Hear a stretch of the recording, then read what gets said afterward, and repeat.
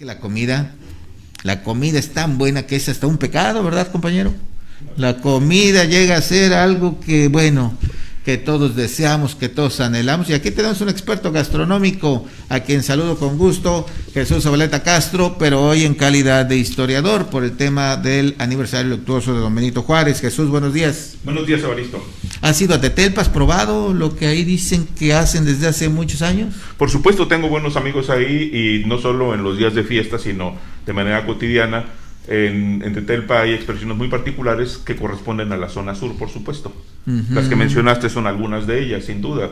La cochinita, que tiene su presencia en la región sur, que si bien es más importante en Tlalzapán, en toda la región que implica Zacatepec, Jojutla, Tlaquiltenango y el propio Tlalzapán, la cochinita es un plato obligado en días de fiesta. Sin duda ahí en Tetelpa, ¿no? Y dicen que son expertos. ¿Tú has probado más cochinitas en otros lados? No solo en la zona sur, pero vaya, lo mismo Tlalzapán, Temimilcingo, Acamilpa, Pueblo Nuevo, Santa Rosa 30, San Miguel 30, Zacatepec, Tetelpa, particularmente Galeana. Así es. En toda la región hay cochinita. Y servida así calientita con su arrocito y sus frijoles. Tortillas hechas a mano, por supuesto. Exacto, ¿no? Necesariamente. Y bueno, tú has sido educado en esta parte, ¿verdad? Tienes el privilegio de tener una cocinera excepcional en casa, ¿no? Por supuesto, doña Rosario. Un día hablaremos de doña Rosario y sus también sus extraordinarios guisos. Por lo pronto, lo que nos ocupa hoy, Jesús, es el aniversario luctuoso de don Benito Juárez García, 150º aniversario. Efectivamente, un día como hoy, a las 23:25 horas, murió no en Palacio Nacional, como se afirma, sino en la casa que tenía el número 1 de la calle de Moneda, Benito Pablo Juárez García. De angina de pecho, dicen las biografías, ¿no? No, de angina de pecho era lo que padecía, tuvo un antecedente. De hecho, su enfermedad se empezó a manifestar, según los partes médicos, a partir del 17 de octubre de 1870, es decir, 2 años antes. Ahí presentó un cuadro de angina de pecho y tuvo que caer en cama. Sus pulsaciones, que habitualmente eran de 70, también parte de los reportes médicos, bajaron a 30, es decir, su corazón se manifestaba muy débil. Y tuvo un tratamiento para angina de pecho con una dieta extraña, que implicaba lo mismo vino que pulque, o un chile picoso, hecho con chile piquín, y que incluía arroz también, huevos fritos, entre otras cosas. Finalmente, entonces, ¿de qué murió? El parte médico de lo que sucedió un día como hoy, en 1872, la causa de muerte fue una neurosis del gran simpático. Ah, caray. Ese era el nombre técnico de lo que a partir de 1912, ya con los avances de la ciencia médica, conocemos como infarto al miocardio. Caray. Desde entonces, el nombre de la enfermedad era neurosis del gran simpático, y el tratamiento era sumamente rudo, sumamente duro. Cuando a las 11 de la mañana del 18 de julio de 1872 Juárez presentó el cuadro de baja de la frecuencia cardíaca, un dolor intenso en el lado izquierdo del pecho que se extendía hacia el brazo izquierdo, lo que el médico hizo fue darle un tratamiento con agua hirviendo en la zona cardíaca. Ese era el tratamiento. Uy. Lo hizo en un primer momento con obviamente la protesta enérgica de Juárez, porque era muy doloroso recibir agua hirviendo en el pecho, y tuvo que repetirlo en 2 ocasiones más. Sin embargo, no fue suficiente. Era el tratamiento que permitía el avance médico. Lo conocido hasta entonces, pues. Así es. Y padeció durante todo el día para que finalmente muriera, como dije al principio, a las 23:25 horas del 18 de julio de 1872. Cerquita del 19, ¿no? Así es. Muy cerca ya. Ahora, ¿quién era don Benito Juárez? Jesús, la historia nos lo ha pintado como uno de los máximos héroes de nuestro país. Yo me remitiría a algunas frases de quienes lo conocieron directamente, quienes trabajaron con él, quienes fueron incluso sus más fuertes aliados. El primero de ellos, Ignacio Ramírez. Ignacio Ramírez, el nigromante, para mí la mente más clara de la época, tal vez el intelectual de mayor talla de los liberales en ese periodo, planteó que Juárez era un nuevo Huichilobos, es decir, un nuevo Huitzilopochtli. Era un hombre cargado de venganza, lo describía Ignacio Ramírez, y que afirmaba el propio nigromante que nunca en la historia de México se había derramado tanta sangre como con las guerras que Juárez había propiciado. Por ejemplo, Ignacio Manuel Altamirano, otro enorme intelectual, alumno de Ignacio Ramírez, Ambos fueron parlamentarios, ambos fueron ministros de justicia, fueron diputados, ocuparon cargos importantes en los gobiernos liberales. Decía que sus rencores personales eran muy superiores a sus odios políticos. Era un hombre sumamente vengativo. Era un hombre que no perdonaba ningún acto de deslealtad o de confrontación incluso. Y acababa, destruía a sus enemigos y premiaba a sus amigos, por supuesto. Y un hombre mucho más cercano a él, que fue el ministro de Gobernación, José María Iglesias, decía que en su inteligencia y en su cultura no era un hombre de muchas luces. Es decir, un hombre limitado. Por eso el mito juarista de que era el hombre más culto de su época, de que por eso hay una veneración de la masonería hacia Juárez, no tiene fundamento. Quienes lo conocieron saben que era un hombre limitado en términos intelectuales, en términos de conocimiento y cultura general, pero también en términos anímicos. Era un hombre sumamente pasional, rencoroso y vengativo. Ese es el personaje que podemos describir en términos de comportamiento. Podríamos entender, para entenderlo mejor, como algunos de los presidentes que hemos tenido en nuestro país. De hecho, efectivamente, como algunos de los que hemos tenido o tenemos, que se rigen por el rencor, por el odio personal, más que por la razón. Y esto llevó justamente a que Juárez fuera, en esta perspectiva de su animosidad, un presidente que duró 14 años y 6 meses en el cargo. Y vale decir que es aquí donde se generan los mitos juaristas, que es un tema del cual poco se habla, sobre cómo llegó a la presidencia. En la Constitución Política de la República Mexicana, que así se llamaba la Constitución de 1857, promulgada por Ignacio Comonfort, se establecía en el artículo 79 de manera particular que ante la ausencia temporal o definitiva del presidente de la República, del titular del Poder Ejecutivo, sería el presidente de la Suprema Corte de Justicia de la Nación quien se haría cargo de la presidencia en tanto se convocara elecciones. Que era el caso, ¿verdad? Así no es. Había presidente. ¿Quién era el presidente? Ignacio Comonfort. Correcto. Ante su ausencia, así es, tuvieron que llamar a don Benito. Así es, lo establecía la Constitución. Esta Constitución 57 sufrió reformas después y se establecieron mecanismos más equilibrados en los cuales el Congreso tenía que elegir. Después se cambió la figura del presidente de la Suprema Corte de Justicia de la Nación al del ministro de Gobernación o al ministro de Relaciones Exteriores. Pero en el momento en que Juárez asumió la presidencia lo hizo porque así lo establecía la Constitución, no porque haya sido electo. No a través de unas elecciones. Después vino la guerra y todos estos conflictos que ya incluso yo veía en estas series que se han hecho de don Benito Juárez, que le pedían elecciones y él decía que no había condiciones. Hubo elecciones, pero en ese entonces las elecciones eran indirectas. Es decir, okay.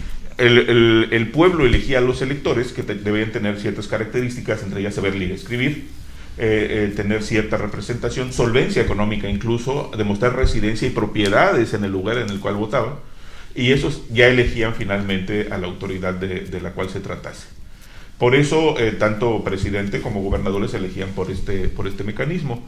Y vale decir que Juárez, siendo un hombre que quería mantener el poder, insisto, 14 años y 6 meses estuvo, desde el 11 de enero de 1858 hasta el día de su muerte, el 18 de julio de 1872, él buscó tener cada vez mayor poder.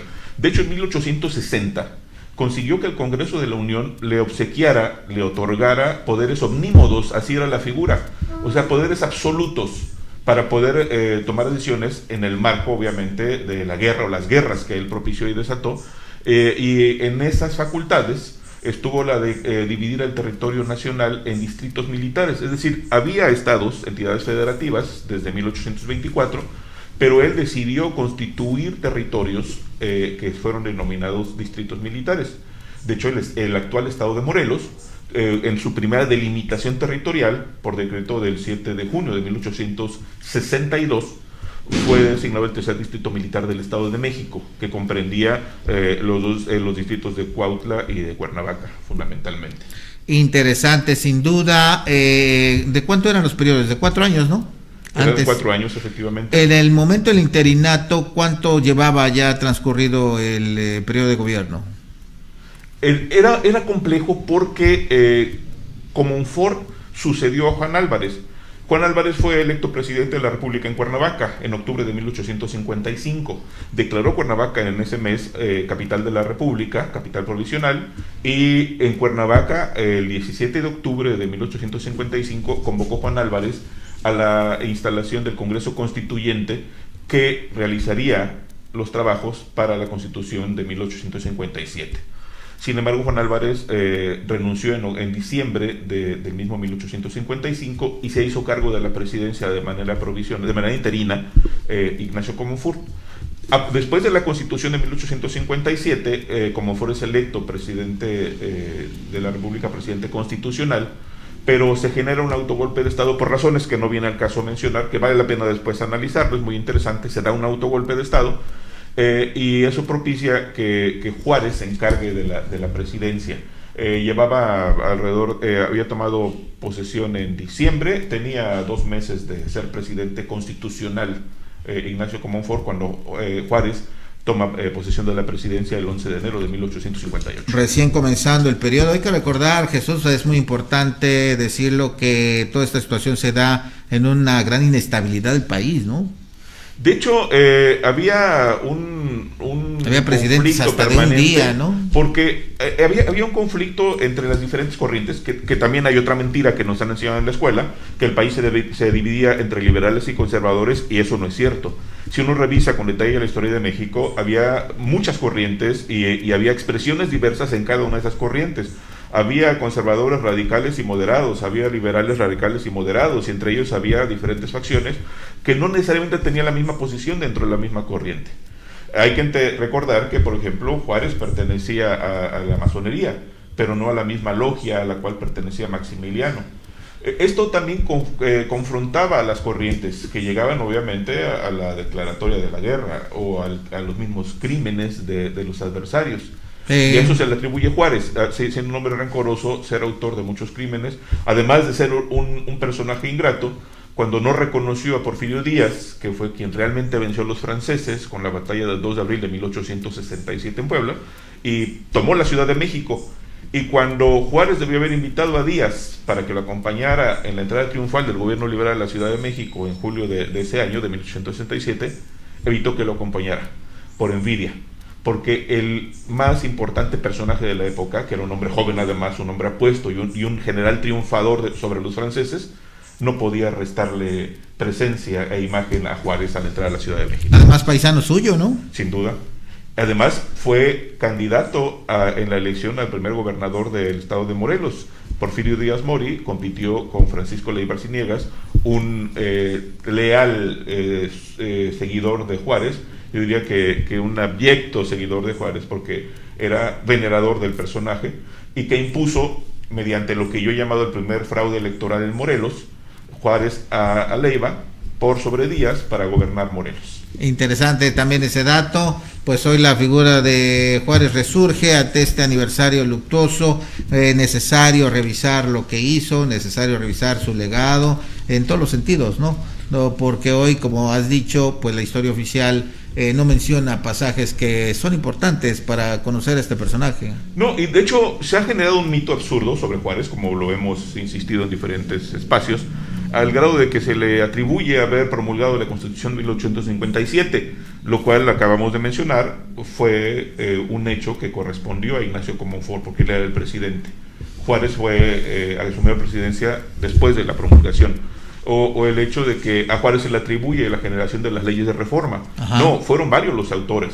La primera ley se promulgó durante el gobierno de Juan Álvarez en 1855 y la última durante el gobierno de Lerdo de Tejada en 1873.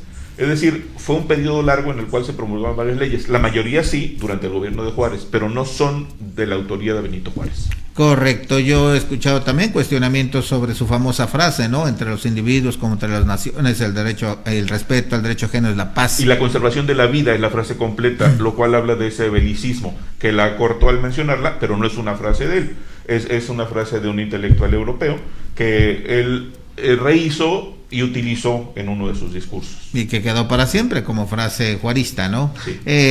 Interesante también, y qué bueno que lo has mencionado, esta elección que fue, dices, indirecta, ya nunca más Juárez estuvo en las elecciones, ¿verdad? Después participó en dos procesos, pero después el Congreso lo elegía. Y aquí cabe mencionar que cuando Juárez empezó a perder poder ante el Congreso de la Unión, lo que hizo fue crear dos entidades federativas e imponer gobernadores adictos a él. Por eso, en 1869, el Congreso de la Unión, todavía con control juarista, creó dos entidades. El 15 de enero de 1869 creó el Estado de Hidalgo, y 3 meses después, el 17 de abril de 1869, el Congreso aprobó y se concretó el 20 de abril de 1869 la creación del Estado de Morelos. ¿Qué es lo que sucedía? Si el Congreso no lograba acuerdos para elegir a un presidente después de que por razones bélicas no había elecciones, entonces era facultad de los congresos de los estados. Es decir, quien tuviese el mayor número de congresos a su favor sería electo presidente, y era lo que Juárez quería, buscar tener el mayor número de congresos a su favor. Pero al mismo tiempo implicaba restarle poder político al Estado de México, que era el contrapeso del gobierno federal. Por eso le quitó territorio para crear el Estado de Hidalgo, y también le quitó territorio para crear el Estado de Morelos. ¿Y le dio resultado?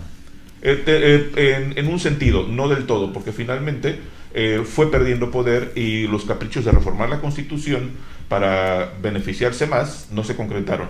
Hay mucho que decir. El Tratado Maclean-Ocampo, que no se concretó, pero que era una traición a la patria completamente de Juárez.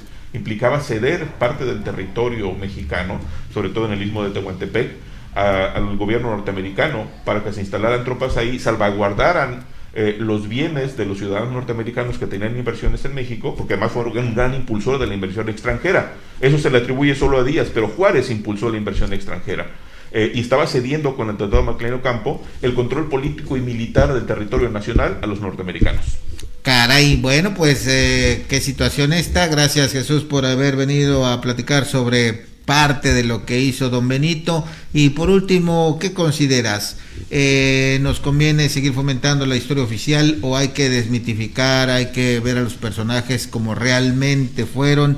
No solamente Benito Juárez, ¿verdad?, sino todos los que la historia de México nos presenta como hoy los conocemos. Yo siempre he dicho que a los personajes históricos hay que bajarlos de su pedestal.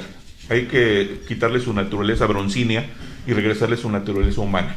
Y entonces sí podemos dimensionarlos de manera objetiva. No nacieron predestinados, fueron hombres y mujeres que tomaron decisiones precisas en momentos específicos. Eso los hace diferentes. Justamente por eso hay estas descripciones de Juárez y de otros personajes, de cómo eran apasionados, de cómo eran a veces sumamente fanáticos, de cómo el poder se les impuso como un modo de vida, y que vamos a entender esto solo bajándolos de ese pedestal, solo regresándoles su naturaleza humana. Generar una reflexión crítica de nuestra historia, conocer otras fuentes. No se trata de destruir personajes, sí se trata de destruir mitos, porque los mitos surgen habitualmente a partir de mentiras. Así es, y bueno, pues ya la historia que conocemos desde que vamos a la primaria, pues ya está con toda esa información, difícil de cambiarla, pero como dices, es momento de reflexionar, de revisar la historia, de ser críticos de nuestros propios hechos y cómo eran quienes en su momento tomaron estas decisiones. Por lo pronto, ahí está otra mirada de don Benito Juárez García en este aniversario luctuoso, que se sigue hablando de él, a 150 años de que se murió. Sí, es como un personaje religioso, es como un santo patrono. Es de obligada presencia en todos los espacios. Bueno, tenemos calles, escuelas, plazas, monumentos. Lo mismo sucede con Emiliano Zapata. Los morelenses hablamos todos de Emiliano Zapata, pero somos sumamente ignorantes de su historia. Totalmente de acuerdo. Y en otro momento hablaremos de don Emiliano. Pues muchas gracias, Jesús Zabaleta. Evaristo, un gusto. Que tengas siempre buen día y disfruta de ese almuerzo. Por supuesto, un chile con huevo con este chile criollo de Sosocotla. Exacto, muy bien, ya lo apeteciste aquí. Pues un día compartiremos algo de eso. Que tengas buen día. Igualmente, buen día.